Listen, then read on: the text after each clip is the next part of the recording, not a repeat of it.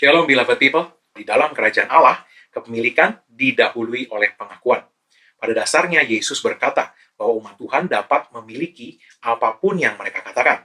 Tetapi mereka bukannya dengan iman yang konsisten memperkatakan apa yang mereka inginkan, malahan mereka terus memperkatakan situasi dan keadaan yang sedang mereka jalani atau hadapi. Akibatnya umat Tuhan bukannya keluar dari situasi dan kesulitan yang sedang mereka hadapi, tetapi terus hidup di dalam masalah dan kesulitan itu. Situasi mereka tidak berubah, dan kualitas kehidupan mereka tidak bertumbuh menjadi semakin baik. Lukas pasal 17 ayat 5 dan 6 mengatakan, "Lalu kata rasul-rasul itu kepada Tuhan, tambahkanlah iman kami." Jawab Tuhan, "Kalau sekiranya kamu mempunyai iman sebesar biji sesawi saja, kamu dapat berkata kepada pohon ara ini, terbantunlah engkau dan tertanamlah di dalam laut, dan ia akan taat kepadamu." Sedangkan Markus 11 ayat 23 mengatakan, Yesus berkata, "Aku berkata kepadamu, sesungguhnya barang siapa berkata kepada gunung ini, beranjaklah dan tercampaklah ke dalam laut, asal tidak bimbang hatinya tetapi percaya bahwa apa yang dikatakannya itu akan terjadi, maka hal itu akan terjadi baginya." Dalam Markus 11 ini, Yesus mengatakan bahwa kita perlu percaya bahwa apa yang kita katakan akan terjadi.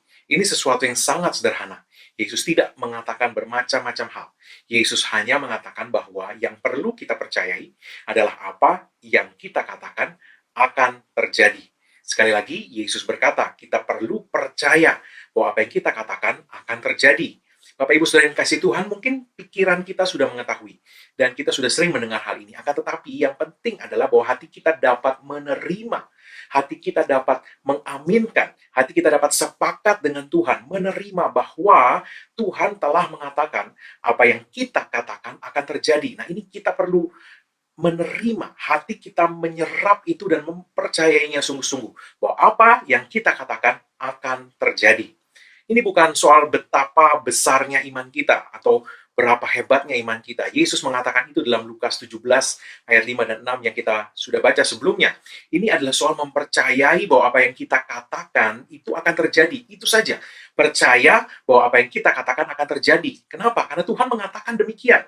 Ini firman Tuhan. Firman Tuhan mengatakan bahwa apa yang kita katakan akan terjadi. Jadi kita perlu mempercayai firman Tuhan, atau dengan kata lain kita perlu mempercayai bahwa firman Tuhan sudah mengatakan kalau kita berkata-kata, kita akan memiliki apa yang kita katakan itu. Percaya bahwa apa yang kita katakan akan terjadi. Bahkan kalaupun iman kita hanya sebesar biji sesawi, yang merupakan benih berukuran paling kecil, asalkan kita percaya bahwa apa yang kita katakan akan terjadi, maka apa yang kita katakan itu akan terjadi. Sederhana. Percaya. Yesus berkata, jangan bimbang. Hatinya tidak bimbang, tapi percaya bahwa apa yang dikatakannya itu akan terjadi. Maka hal itu akan terjadi. Sesederhana itu iman Allah Bapa kita. Dan Yesus menyingkapkan ini sebab Allah mau kita mengikuti imannya dan beroperasi seperti dia. Bapak Ibu Saudara yang kasih Tuhan, percaya bahwa apa yang kita katakan akan terjadi. Ini bukan sekedar mempercayai apapun juga, no. Spesifik, percaya bahwa apa yang kita katakan akan terjadi. Jangan tangkap ini dengan nalar kita, tapi tangkap dengan hati kita. Sungguh-sungguh mempercayai apa yang aku katakan akan terjadi. Sungguh, apa yang aku katakan akan terjadi. Percayai itu. Sungguh, apa yang aku katakan akan terjadi. Tangkap itu dengan hati kita. Terima itu di dalam hati kita. Bapak Ibu sekalian kasih Tuhan, jika dengan cara demikian Allah menciptakan langit dan bumi, dengan cara demikian kita juga akan memiliki apapun yang kita butuhkan dalam hidup yang kita jalani ini. Yesus menyingkapkan hal ini. Pengakuan mendahului kepemilikan. Engkau akan memiliki apapun yang kau katakan. Percayai perkataan Yesus dalam Markus 11 ayat 23 ini. Dan jadilah konsisten dalam perkataan kita. Ingat bahwa perkataan kita bukanlah untuk membuat orang lain kagum mendengar kita, takjub melihat, wow, betapa besarnya iman kita. Tidak, yang penting adalah bahwa ketika kita berkata-kata, kita mempercayai bahwa apa yang kita katakan itu akan terjadi.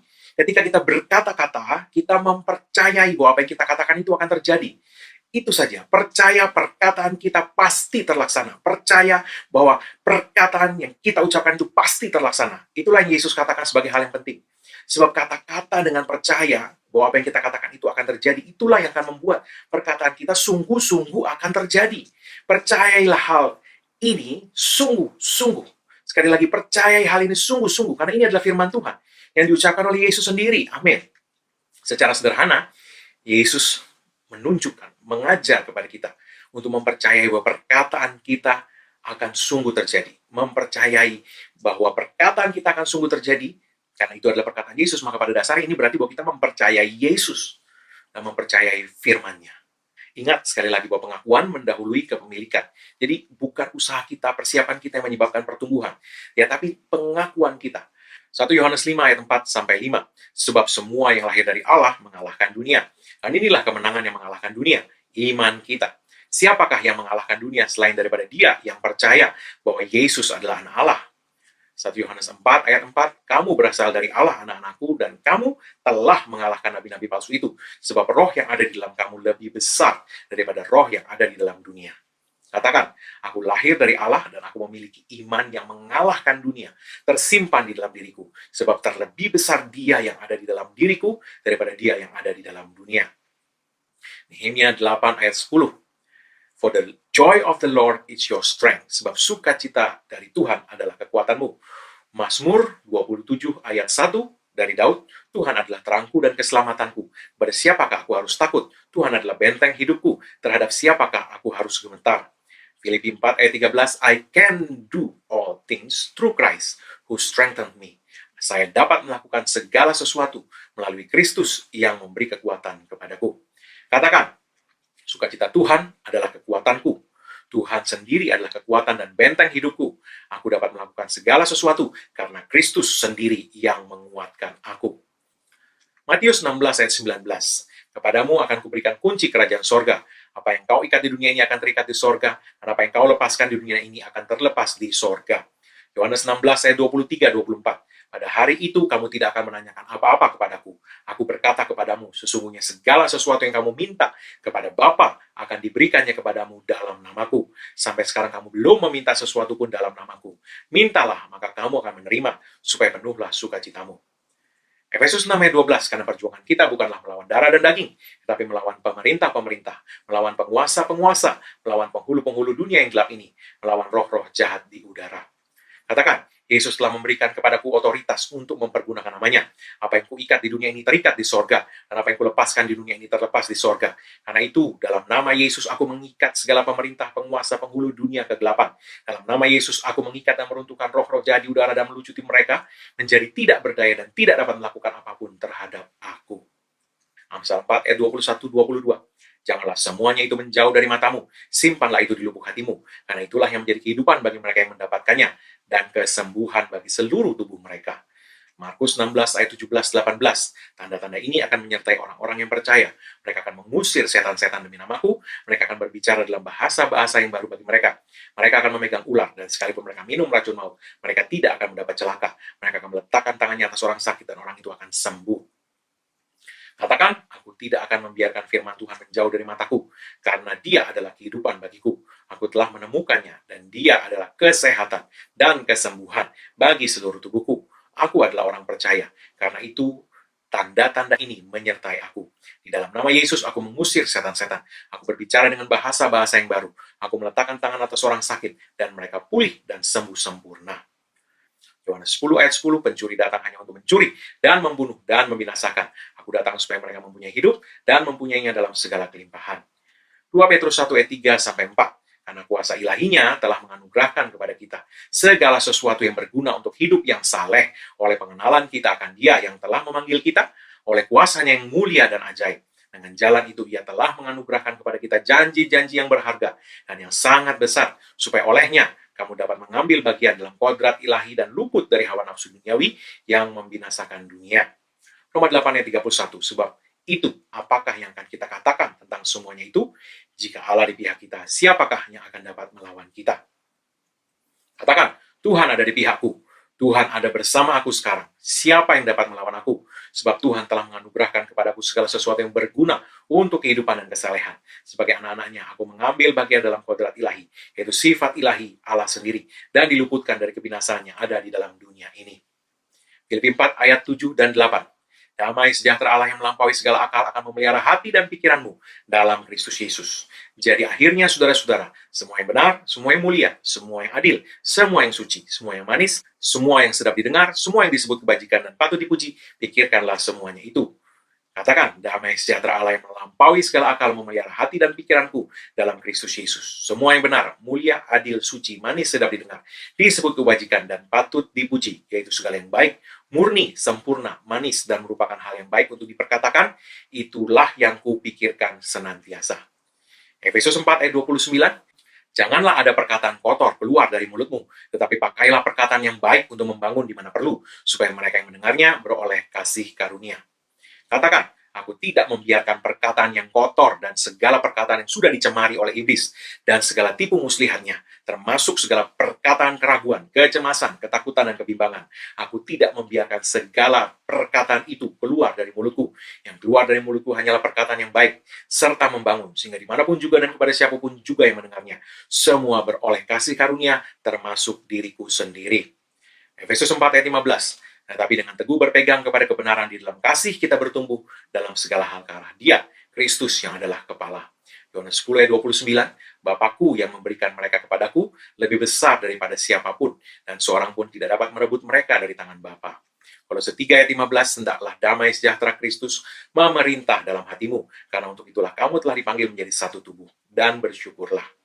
Katakan, aku terus memperkatakan kebenaran firman Allah dengan penuh kasih, dan aku bertumbuh di dalam segala hal ke arah Tuhan Yesus Kristus. Tidak ada yang dapat merebut aku dari tangan Bapa. Aku memiliki hidup yang kekal. Hanya damai sejahtera Allah yang kuizinkan memerintah di dalam hatiku, dan aku menolak untuk membiarkan kekhawatiran akan apapun juga mencemari hatiku. Efesus 2 ayat 10, karena kita ini buatan Allah, diciptakan dalam Kristus Yesus untuk melakukan pekerjaan baik yang dipersiapkan Allah sebelumnya. Ia mau supaya kita hidup di dalamnya. Kolose 2 ayat 10, dan kamu telah dipenuhi di dalam Dia. Dialah kepala semua pemerintah dan penguasa. Katakan, aku telah dipenuhi di dalam Kristus, aku komplit di dalam Dia yang adalah kepala segala pemerintah dan penguasa. Sebab aku ini buatan Allah sendiri, diciptakan di dalam Kristus Yesus untuk melakukan pekerjaan baik yang telah dipersiapkan Allah sebelumnya untuk aku jalani dalam hidupku. Dalam nama Yesus aku deklarasikan ini. Amin. Haleluya. Allah menciptakan alam semesta ini dengan mengucapkannya. Demikian juga kita yang diciptakan Allah serupa dan segambar dengan Dia. Kita pasti akan memiliki semua yang kita ucapkan. Jangan bimbang akan hal ini. Karena desain ilahi Allah, perkataan menjadi hal yang paling berkuasa di seluruh alam semesta. Kita anak-anaknya jangan sampai tidak menyadari akan hal ini. Sebagai anak-anak Allah dan tubuh Kristus yang hidup di dunia ini, kita perlu benar-benar menyerap kebenaran ini dan menerapkannya. Sehingga dengan demikian, kita dapat merubah kehidupan kita dan bahkan dunia tempat kita hidup ini. Amin. Haleluya. Sebelum kita menerima doa berkat, saya akan berdoa untuk semua yang sakit dan untuk segala kebutuhan Anda sekalian. Mari kita berdoa. Bagi yang sakit, taruhkan tanganmu di tempat yang sakit dan angkat tanganmu di hadapan Tuhan. Karena ada tertulis oleh bilur Yesus, kamu sudah sembuh, maka dalam nama Yesus, iblis angkat setiap gejala yang kamu coba tunjukkan untuk membuat umat Tuhan berpikir dan percaya bahwa mereka belum sembuh, bahwa mereka sakit. Yang segala tipu muslihat, segala gejala yang kamu tunjukkan untuk membuat umat Tuhan berpikir bahwa firman Tuhan tidak bekerja pada mereka, bahwa firman Tuhan tidak benar dan bahwa mereka masih sakit.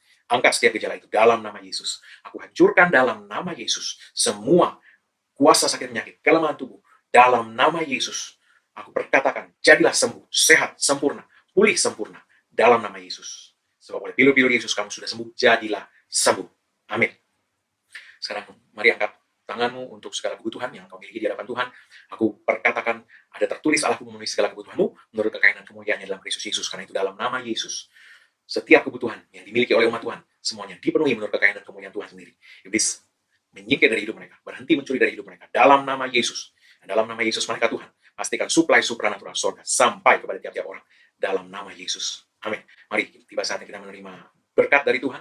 Sekali lagi angkat kedua tanganmu di hadapan Tuhan dalam nama Yesus. Karena apa yang Yesus Kristus telah kerjakan bagi kita di kayu salib, dan curah darahnya karena penebusannya sempurna, maka sekarang tidak ada lagi penghukuman bagi setiap orang yang ada dalam Kristus Yesus. Engkau telah ditebus, harganya telah dibayar lunas. Oleh sebab itu segala kutuk tidak berlaku lagi dalam hidupmu. Yang adanya berkat Tuhan tercurah berlimpah-limpah memberkati engkau dalam segala hal. Oleh berkat Tuhan itu kau naik terus tidak turun, kau jadi kepala bukan ekor, dan apa yang disentuh tanganmu dibuat Tuhan berhasil. Dengan panjang umur Tuhan mengenyangkan engkau, dan Tuhan memperlihatkan padamu keselamatan daripadanya.